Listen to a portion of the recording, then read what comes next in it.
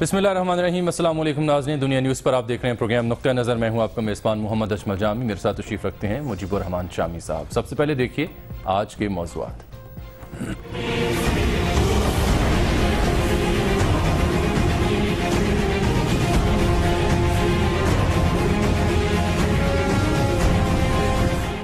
Panama JIT के 2 अरकान पर हुसैन नवाज के एतराज़ात। सुप्रीम कोर्ट ने दरख्वास्त समाअत के लिए मंजूर कर ली। 29 मई को समाअत होगी। हुसैन नवाज के एतराज़ात की नौयत क्या है? क्या JIT के 2 अरकान पर एतराज़ के बाद पनामा लीक्स पर तफ्तीश का मामला आगे बढ़ सकेगा?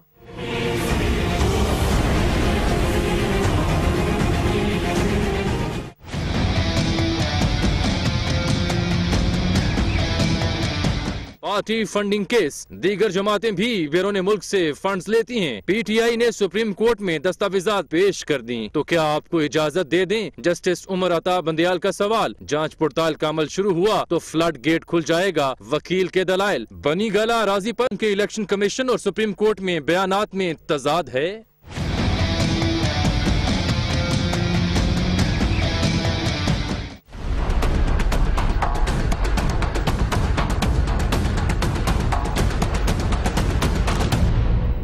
हुकूमत सोशल मीडिया से नाला क्यों? क्या सोशल मीडिया पर पाबंदियां लगाने की तैयारी है? सियासी जमातों के मुतादिद सोशल मीडिया सारिफीन किस इदारे ने उठाए? क्या पूछा गया? जेरे तफ्तीश अफराद हैं कौन? इनके साथ क्या हुआ? देखिए आज के नुक्ता नजर में।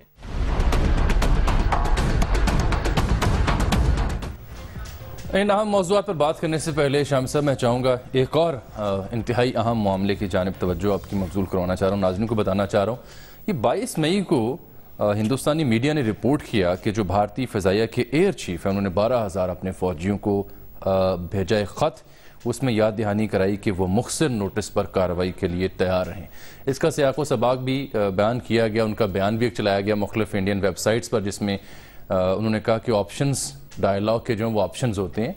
असल मसला ये है कि बहुत बार पाकिस्तान सीज़ फायर की खिलाफ वर्जी कर और पाकिस्तान की जो अक्रॉस द बॉर्डर कार्रवाई है उनका हवाला देते हुए उन्होंने कहा कि ये नाकाबिले कबूल हो चुकी हैं, अब हमें किसी और तरीके से अब सोचना होगा। और फिर ये ख़त, तो एक तो ये है उनके एयर चीफ का मामला। आज फिर हमारे एयर चीफ जो सुहेल अमान साहब हैं उन्होंने भरपूर जवाब दिया। स्कर्दू में थे, तैयारा भी उड़ाया उन्होंने, जवानों से मिले और उन्होंने कहा कि अगर ऐसा कुछ हुआ, जारहियत की गई, तो ऐसा जवाब देंगे जो भारत की आने वाली नस्लें भी याद रखेंगी। तो ये जो सूरत हाल बनती है, क्या मामला कोई कशीदगी की जानिब जा रहा है? पाकिस्तान ने कोई सरहदी खिलाफ वर्जी नहीं की और इंडिया के अंदर जाकर कोई फौजी कार्रवाई नहीं की।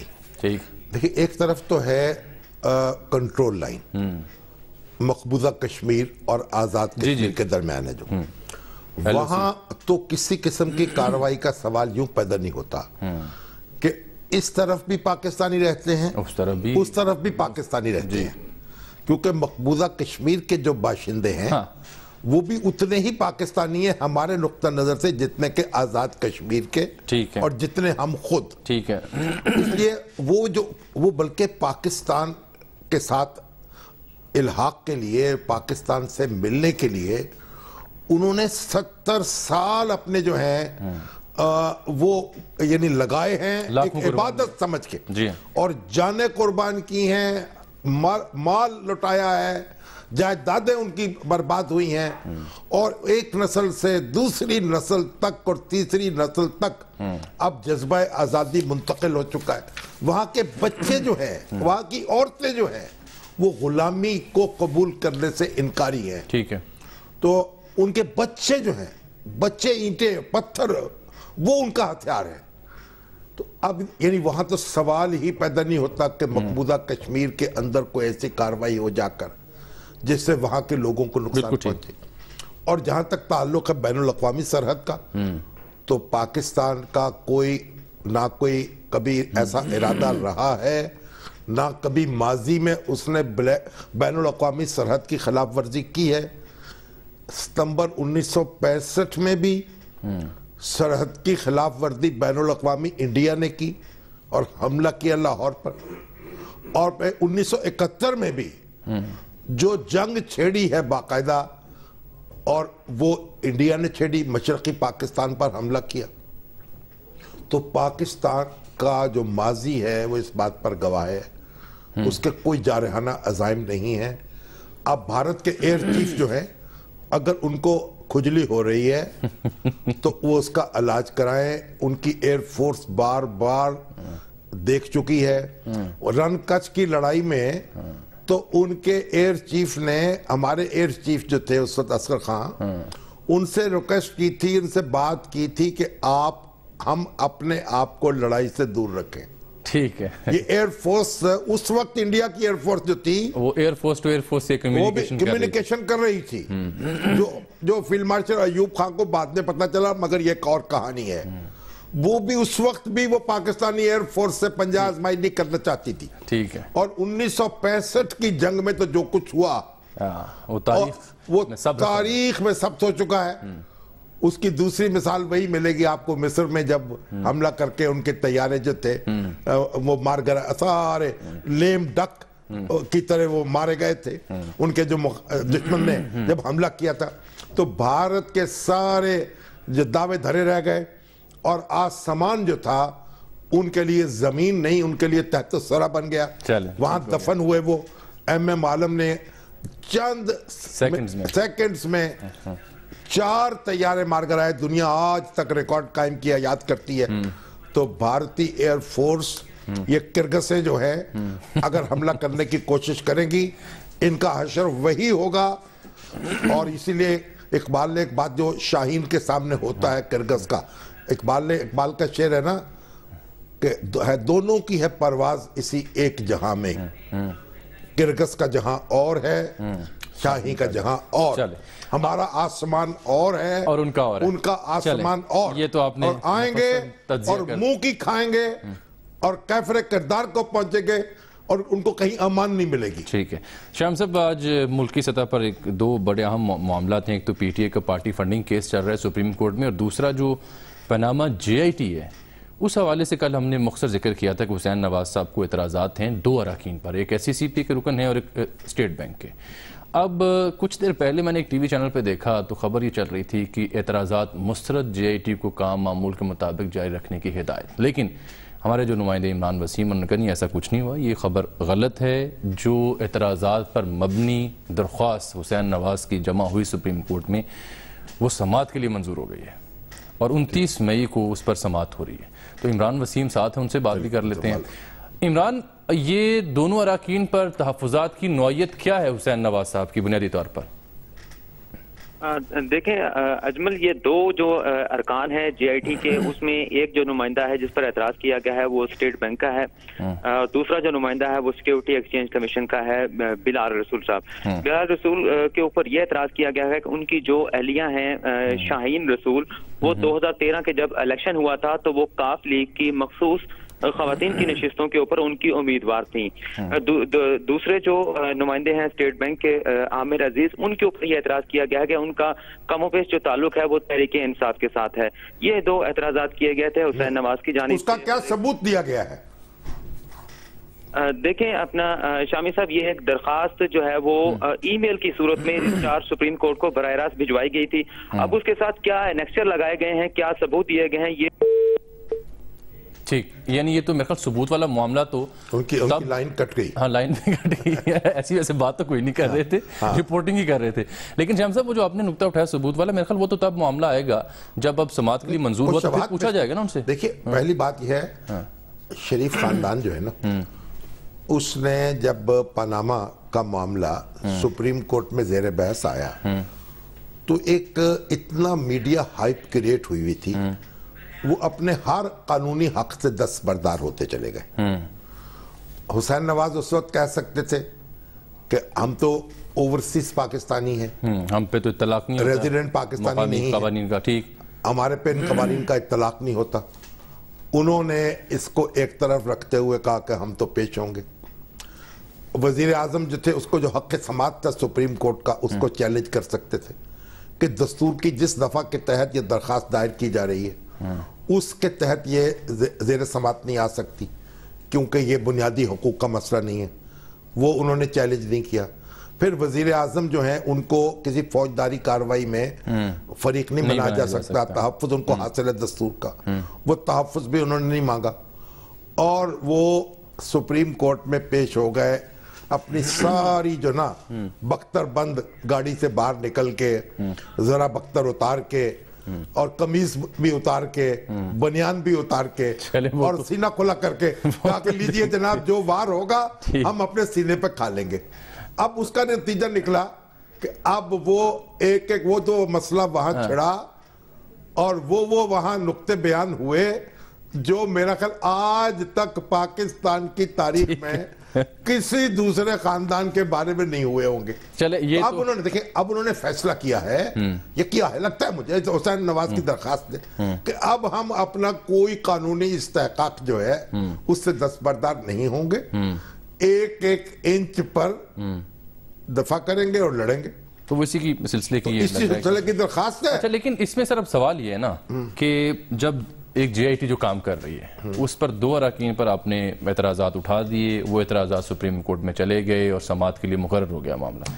अब ऐसे में जो पनामा की तफ्तीश करने के लिए, उसके लीक को तफ्तीश करने के लिए जो टीम बनी हुई है वो कैसे काम आगे कर पाएगी? नहीं, जब तक वो काम तो तातुल का शिकार नहीं हो जाएगा। जब तक सुप्रीम कोर्ट जो है वो इसका फैसला नहीं करेगी उस वक्त तक JIT अपना काम जारी नहीं रख सकेगी, या जारी रखेगी तो रिपोर्ट नहीं दे सकेगी, क्योंकि तकाजा अब यह है फितरी इंसाफ का और कानूनी इंसाफ का कि उस दरखास्त पर पहले फैसला हो और फिर वो आगे और सुप्रीम कोर्ट ये कहे कि नहीं आपके एतराज़ात दुरुस्त नहीं तो ठीक, अब फिर आगे बात शुरू हो जाएगी। तो यानी 60 दिन से आगे का मामला लग रहा है। आप 60 दिन की फिक्र न करें, ये तो दस्तूर में भी लिखा हुआ है, कानून में भी है। अगर किसी काम के लिए कोई वक्त मुकर्रर किया जाए और उस वक्त में वो ना हो सके तो इसका मतलब ये नहीं है कि वो काम एक्सटेंड किया जा सकता है, वो का नहीं, वो दायरा उसका एक्सटेंड हो जाएगा। देखिए बुनियादी बात है, आप जौहर पे जाएं, सब्सटेंस पे जाएं, आप उसके स्ट्रक्चर पे न जाएं। ठीक है, यानी ये जो आपका ना फला तारीख डेडलाइन है, ये इसकी अहमियत नहीं है। अहमियत यह है कि इंसाफ होना चाहिए, बरामद क्या हो रहा है, कानून के तकाजे पूरे होने चाहिए। बिल्कुल ठीक, जो भी हो, फरीकैन में से किसी, फरीकैन बल्कि क्या एक ही फरीक है ना, उनको किसी सूरत ये शिकायत नहीं पैदा होनी चाहिए कि ये बड़ा कि उनके साथ कोई ज्यादती हो रही, जल्दबाजी हो रही है।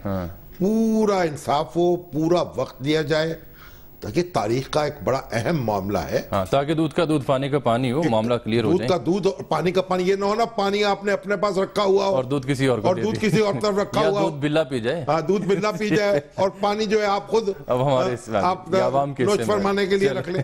तो अब दूसरा केस था पार्टी फंडिंग। ये बिल्ला में से कौन है?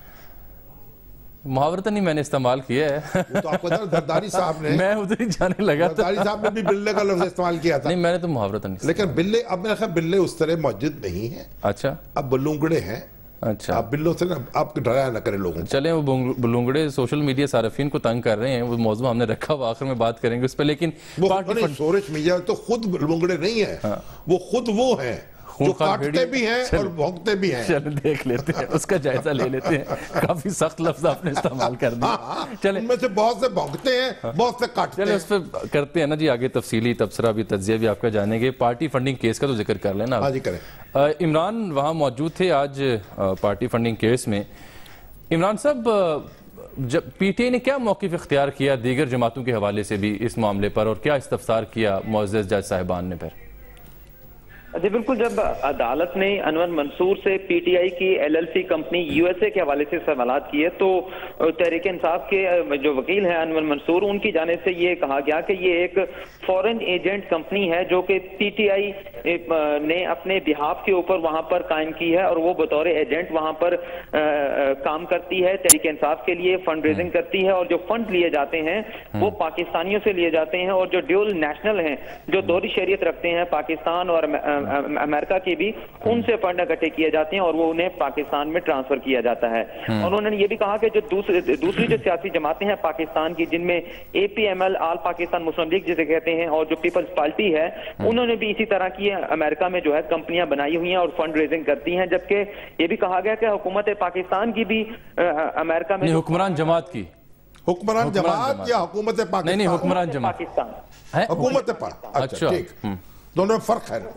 हुकूमत तो बहुत से काम कर सकती है जो पार्टियां नहीं कर सकती। हुकूमत तो जंग छेड़ सकती है, जवाब दे सकती है जंग का, فوج بنا سکتی ہے تو یہ دوسری پارٹیاں تو نہیں کر سکتی. اچھا پھر کیا ہوا جی؟ اور یہ کہا گیا کہ جو پی ایم ایل این ہے وہ بھی برطانیہ میں بطور کمپنی جو ہے رجسٹرڈ ہے اور وہاں سے فنڈ ریزنگ کی جاتی ہے. ان کی جانب سے یہ بھی کہا گیا کہ جو غیر ملکی فنڈنگ کا معاملہ ہے یہ وفاقی حکومت کے دائرہ اختیار میں آتا ہے اور وفاقی حکومت اگر اس معاملے کو پر کسی سیاسی جماعت کے حوالے سے تفتیش کرتی ہے اور یہ ڈکلیریشن دیتی ہے کہ وہ فارن فنڈڈ پارٹی ہے تو اس کے ساتھ یہ بھی ثابت کرنا ہوگا کیونکہ قانون یہ کہتا ہے کہ اگر کوئی کمپنی فارن فنڈنگ ہے اور وہ جو فنڈ لے رہی ہے وہ ملکی وقار سالمیت اور خود مختاری کے خلاف استعمال ہو رہے ہیں یا جو سیاسی جماعت ہے وہ دہشت گردی میں ملوث ہیں، جب یہ ثابت ہوتا ہے تب ہی وفاقی حکومت جو ہے وہ ڈکلیریشن جاری کر سکتی ہے کسی سیاسی جماعت کے حوالے سے کہ وہ فارن فنڈڈ. اچھا مجھے یہاں سر روکنا ہے کیونکہ اس سماعت میں اور بھی بڑے اہم کلبھوشن کا ذکر بیچ میں آیا، فلڈ گیٹ کھلنے کا معاملہ بھی آیا، یہ اور بھی بہت سوال اٹھایا گیا، پھر جو تضاد آ رہا ہے عمران خان صاحب کی بنی گالہ کی راضی کا، یہ 3 معاملات باقی ہیں. بریک کا کہا جا رہا ہے سر. پہلے ایک بریک لیتے ہیں عمران، آپ سے بعد میں بات کرتے ہیں بریک کے بعد.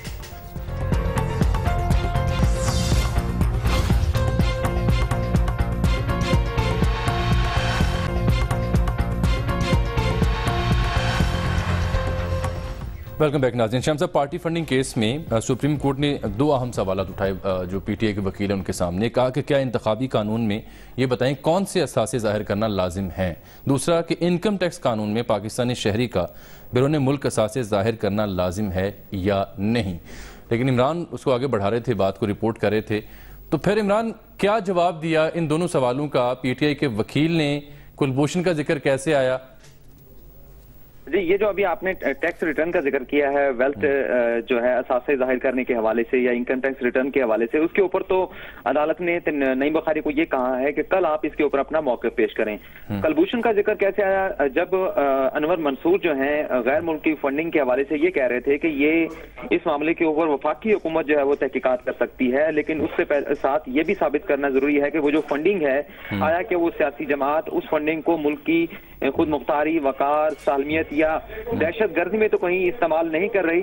تو جب جو یہ بات کہہ رہے تھے اس کے ساتھ ہم نے یہ بھی کہا کہ جیسے آج کل کلبھوشن کا ایشو چل رہا ہے کہ وہ جاسوسی کی اور بلوچستان اور پاکستان کے حالات کو خراب کرنے میں وہ ملوث رہا، تو حکومت کو یہ بھی دیکھنا ہوگا یا دیکھا گیا ہوگا کہ اس کو فنڈنگ کہاں سے ہو رہی تھی. اس طرح سے یہ انہوں نے کلیئر ہو گیا. اچھا اب شام صاحب وہ والا معاملہ کہ جو تضاد تھا 2 بیانات میں وہ پوچھ لیتے ہیں. عمران صاحب بتائیے گا الیکشن کمیشن میں بنی گالہ راضی کے حوالے سے کیا عمران خان صاحب کا موقف تھا اور سپریم کورٹ میں کیا موقف تھا؟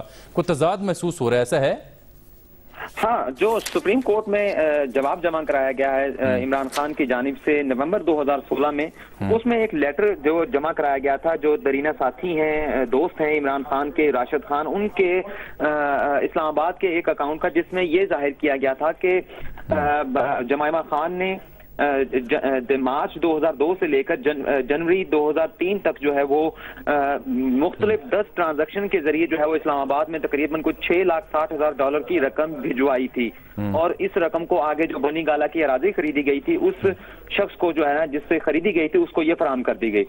جبکہ جب ایک اور متفرق درخواست جو ہے وہ حنیف عباسی کی جانب سے سپریم کورٹ میں دائر کی گئی تھی اسی ماہ، جس کے اوپر عمران خان سے دوبارہ جو ہے وہ جواب مانگا گیا تھا. تو پھر ایک اور لیٹر جو ہے وہ عمران خان نے اپنے اسی درینہ ساتھی کا، راشد خان کا جو ہے وہ جمع کرایا، جس میں اب جمائمہ خان کی جو رقم آئی تھی لندن سے اس میں 5 ٹرانزیکشن جو ہے وہ شو کی گئی. تو تضاد یہ آیا کہ پہلے لیٹر کے اندر جو نومبر میں جمع کرایا گیا اس میں جمائمہ خان کی جانب سے پیسے بھیجے گئے لندن سے، اس میں 10 ٹرانزیکشن دکھائی گئی.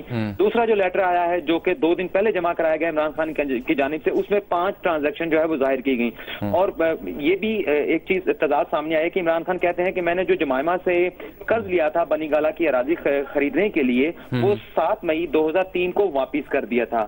لیکن جو کل کا لیٹر ہے جو راشد خان کا ہے، جو عمران خان کے اپنے بیان حلفی کے ساتھ جمع کرایا ہے، وہ لیٹر یہ بتاتا ہے کہ جب عمران خان نے 7 مئی کو وہ رقم ادا کر دی تو اس کے بعد بھی ایک ٹرانزیکشن جمائمہ خان کی جانب سے 20 مئی 2003 کو بھی ہوئی اور 29 جولائی 2003 کو بھی ہوئی، اور تقریباً جو ہے 2 ٹرانزیکشن کے ذریعے جمائمہ نے $1,20,000 پاکستان بھجوائے. تو تضاد یہ سامنے آتا ہے کہ جب قرض کی رقم ادا کر دی گئی تو پھر جمائمہ کس مد میں $1,20,000 جو ہے وہ پاکستان بھیجے. چلیں ٹھیک، بہت شکریہ عمران وسیم صاحب. دیکھیں جتنے یہ نقطے ہیں اب ظاہر ہے کہ سپریم کورٹ کے سامنے پیش ہو رہے ہیں، الیکشن کمیشن کے سامنے پیش ہو رہے ہیں، تو ہمارا تو موقف ایک اصولی رہا ہے.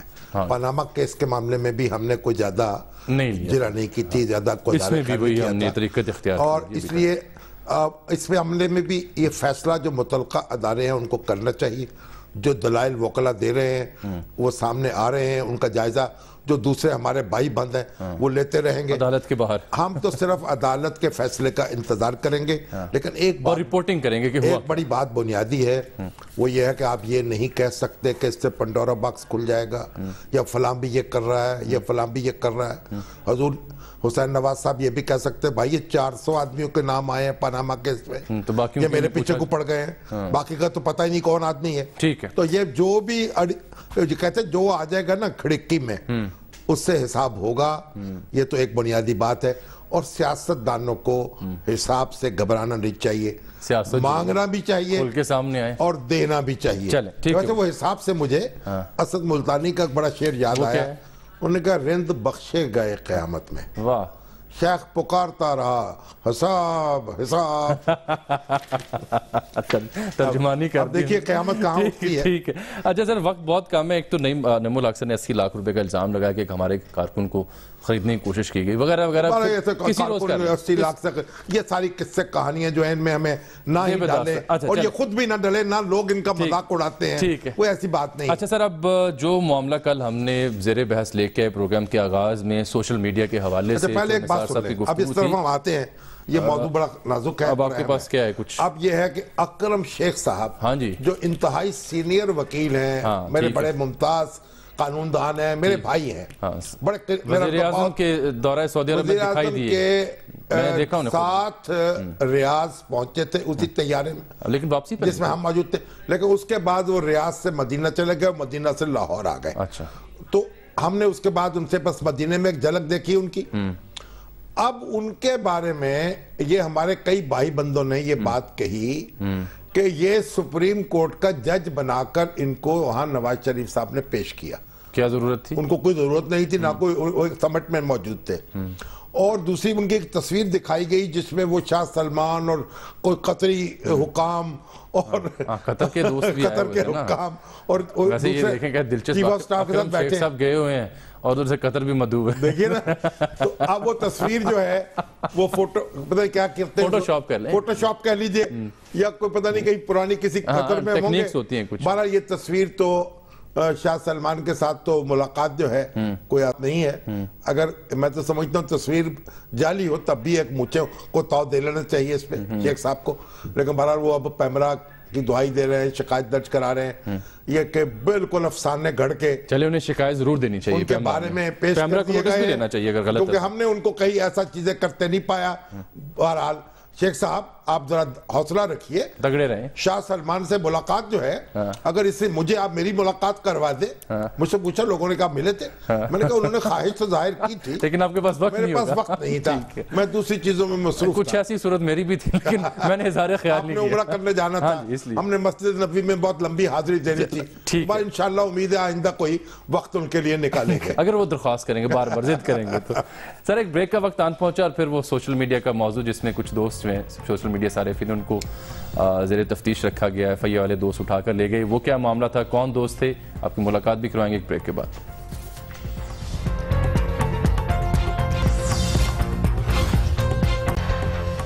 ویلکم بیک ناظرین. شاہ صاحب وقت بہت کم. سوشل میڈیا ایکٹیوسٹ ہیں مختلف جماعتوں کے, جن کو ایف آئی اے نے بلایا تفتیش کے لیے, گھروں سے لے کر گئے, جہاں پہ ڈیوٹی سر انجام دے رہے تھے وہاں سے لے کے گئے, بغیر کسی نوٹس کے, بغیر کسی چارج کے. الزام ان پر یہ تھا کہ فوج کے خلاف مہم چلائی ہے. ایک جب سوشل میڈیا پر فوج کے خلاف مہم چلی اور ایف آئی اے کی دہائی دی گئی, تو پھر ان لوگوں کا پیچھا شروع ہوا جو یہ کام کر رہے تھے مبینہ طور پر. ایک بات. دوسری بات یہ کہ ایک فہرست بھی پھر ہم نے سوشل میڈیا پہ دیکھی جس میں 20-25 لوگوں کا نام تھا. ایک جرنلسٹ اس میں شامل تھے, طاہا صدیقی. طاہا صدیقی کو بھی فون, ہمارے دنیا ٹی وی میں بھی رہے, ابھی انٹرنیشنل ایجنسیز کو رپورٹ. پہلے آپ ایک بات غور کر لیں کہ سوشل میڈیا پہ कई लोग तो ऐसे हैं जो अपनी शनाख्त जाहिर नहीं करते, बेस बदल कर नफरत अंगेज मुहिम चलाते हैं। बिल्कुल ठीक। वो एक बिल्कुल अलग कहानी है, उन लोगों का सुराग लगाना। वो बात करते हैं और सर, दूसरे ये तो वो लोग हैं जिनकी शनाख्त है। तो हम बात करें शनाख्त वालों की, जो शनाख्त जिनकी है, जिनका नाम मौजूद है, हम उनकी बात करें। जो लिखते हैं, जो कहते हैं, उसकी जिम्मेदारी उनके साथ आती है, उनकी बात। इनमें फर्क है दोनों में। वही हम उनकी बात करें शनाख्त। अच्छा, ताहा सिद्दीकी साहब को फोन आया कि आप पेश हुई फलां फलां ये वो मामला FIA के साथ। उन्होंने कहा जी मैं ऐसे नहीं आ सकता, आप मुझे कोई चार्ज करें या कोई वारंट दें। उन्होंने उस हरासमेंट के ऊपर इस्लामाबाद हाई कोर्ट में चले गए, वहाँ पे उनको मिल गया ये ऑर्डर आया कि FIA को रोक दिया गया कि आप मजीद हरास नहीं करेंगे जब तक हम फैसला नहीं करते। हरास तो नहीं करना चाहिए, लेकिन तफ्तीश करने का हक तो हासिल नहीं, उन्होंने रोक दिया, उन्होंने रोका कि अभी पहले इस्लामाबाद हाई कोर्ट का पता नहीं क्या हुक्म होगा, देखते हैं। हरास नहीं करना चाहिए। हाँ, ये लेकिन तफ्तीश अगर हो रही है तो आम शहरी पर भी लाजिम है कि तफ्तीश में शरीक हो जाए। दूसरा और सवालों के जवाब दूसरा है डॉक्टर फैसल रांझा साहब, ये पेशे के एतबार से डॉक्टर फैसल कामों की से डॉक्टर फैसल रांझा कामों की में एक अस्पताल चला रहे हैं। जी हाँ, वही इनका अपना है। जी हाँ। और कामों की लाहौर से कोई कितने किलोमीटर होगा? करीब 1 घंटा 60-70 किलोमीटर होगा।